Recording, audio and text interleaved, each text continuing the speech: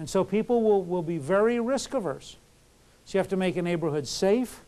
You have to make it desirable in tax and regulatory terms for jobs to go in there. And then you have to go back and reach out a helping hand so that the local person in that neighborhood can get the job. Because otherwise what you'll do is you'll just crowd out the poor. They'll sit across the street from the employment office, but they won't be employable. And therefore, even though you now brought 1,000 jobs in the community, you still haven't solved it. Now, the person who's really doing pioneering work on the question of how do we create a productive inner city is Michael Porter at Harvard Business School, the author of The Competitive Advantage of Nations.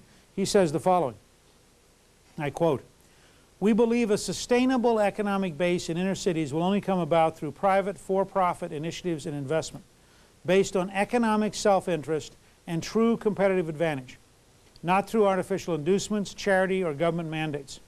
The central task, then, is to identify the unique existing and potential competitive advantages of inner cities, which can translate into genuinely profitable businesses that have the potential not only to serve the local community, but also to export outside it. The inner city must become an integral part of the regional and national economy, rather than an island surrounded by it. Unless we start with the premise that inner city businesses should be genuinely profitable and positioned to compete on a regional, national, and even international scale, they will forever be relegated to second-class economic citizenship.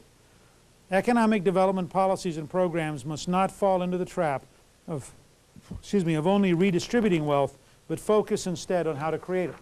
Very important distinction. Here the focus is, let's take the existing wealth and redistribute it. Let's take from the rich and give to the poor. Here the focus is, let's make everybody richer. Totally different models. This, by the way, was the dominant model in the United States until 1965. I mean, there was no question about it. I mean, even Franklin Roosevelt or John F. Kennedy would have argued this. It's John F. Kennedy who said a rising tide lifts all boats, because he argued for a giant tax cut so that everybody had a better chance. But these are very different psychological and financial models. Strategy 4 is to put children first. Partially for the reason that you see in the beginning of Boys Town, where Father Flanagan goes into his settlement house and realizes that he can't save 40-year-old alcoholics. But he has an obligation to try to save 9-year-old kids. And if we simply had a very effective program of measuring backward from the children, safety, learning, jobs, income, making sure that their lives have a chance to work. Now, to do that, you've got to help their parents. Remember, it's not reductionist. We'll take care of the kids. Tough luck, Mom. Can't just be, we'll take care of the children in their box. But it has to be, in order to transform this into this, the children are the perfect bridge where you can focus your energy and focus your test. Obviously, for the children to be in a better housing project, you have to have a better housing project for everybody else. For the children to be in a safer neighborhood, it's going to be a safer neighborhood for everybody else. But by starting the focus on the children, I think we can have a very powerful model. It's also, frankly, the place we have the greatest moral imperative. I don't believe any American can be comfortable with what happens to the poorest children in America today. And I just don't think anybody's comfortable. So I think if you start with the moral imperative, yes, we're going to organize ourselves as a country, and we're going to make this change happen. And if we fail to do so, here's what it means for the children. Gives us, frankly, the greatest moral power to make the change. Strategy number 5 is to create diverse communities, in a sense, to de-ghettoize poverty. This, by the way, also applies to American Indian reservations and to Appalachia, and is one of the ways in which some of it could be done electronically. There's no reason you can't have telephone friends. You don't have to physically drive somewhere. There's no reason you can't do a lot of things that work for everybody else in America. But again, I mean, how many of you call your best friend more often than you see them face to face? Raise your hand. Okay, over half of you. I mean, so you can have a big brother, big sister program that has a lot of impact, you know, that has a lot of continuity, that's not just getting together on Saturday morning, but it's also chatting in the evenings. It's also doing a lot of things that are electronic hand-holding and electronic reinforcement and electronic communications. But it's more than that. One of the tragedies of this model is that we basically ended up tying the poor up in big centers of poverty so that they don't see anybody go to work. One of the virtues of earning by learning is you begin to get healthy adults coming out of this society, sitting down with a child, so that the child begins to relate to somebody who's orderly, disciplined, has a sense of values, that are appropriate to an information age. And you want to do everything you can to begin to break down the isolation of the poor and to begin to link them in with people who are in the habit of having and leading healthy lives. It's an enormous difference, and one where, frankly, I think the policy of concentrating the poor ultimately has been tragic for the poor. Strategy 6 has to be real compassion and volunteerism. And again, real compassion includes the willingness to say no. It includes tough love. It includes a kind of volunteerism which tries to bond you directly to the people you're trying to help, and which emphasizes the principles that Olasky outlined earlier, that we used earlier today. But I don't think you can succeed without that.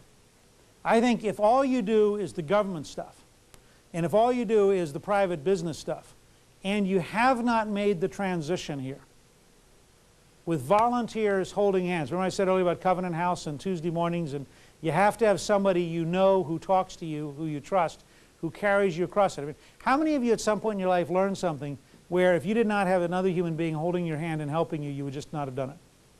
Okay. Most overwhelming, right? And so it's that process of volunteerism which I think is an integral building block. Finally, strategy 7 is an effective and appropriate role for government. We are not ever in this course talking about weak government. We're talking about limited, effective government.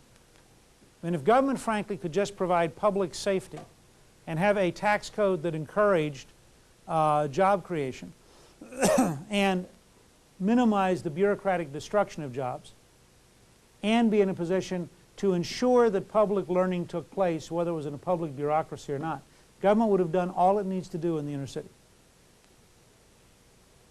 If it then, that was interfaced with the private sector creating jobs, and that was interfaced with voluntary associations helping make the transition, you'd begin to have a team, if you will. Think of it as a box which we'll talk about next week, where you have up here the basic values of your civilization that have to be repeated over and over again, because that's how values are transmitted. You send them over and over again. Then you have to have the voluntary associations, what we think of as freedom, what de Tocqueville described, whether it's Kiwanis or business and professional women or Boy Scouts and Girl Scouts or churches and synagogues. Then you have private business. In this model, which Gordon Woods helped me understand and is derived from Jefferson, here you have limited, effective government. But it is the last and least of the in a free society. It's very important in wartime. And it has to be effective. But notice the way it's only a piece of the whole pattern. Now, if we could get this to all work, I think within a decade we can have made a dramatic reduction, maybe as much as 70%, in poverty in America. But I can't overstate, this is very hard work and will take a tremendous effort. Next week we're going to keep picking up on this, because we're going to talk next week about citizenship and community in 21st century America. And that'll give us a chance to come right back at these same topics and how we organize ourselves as a free people. Next week's reading is Don Eberle's Building a Community of Citizens, the introduction, and then chapters 1, 19, 20, 21, 22, and 23. And at that time we will take up further on how we get America to work.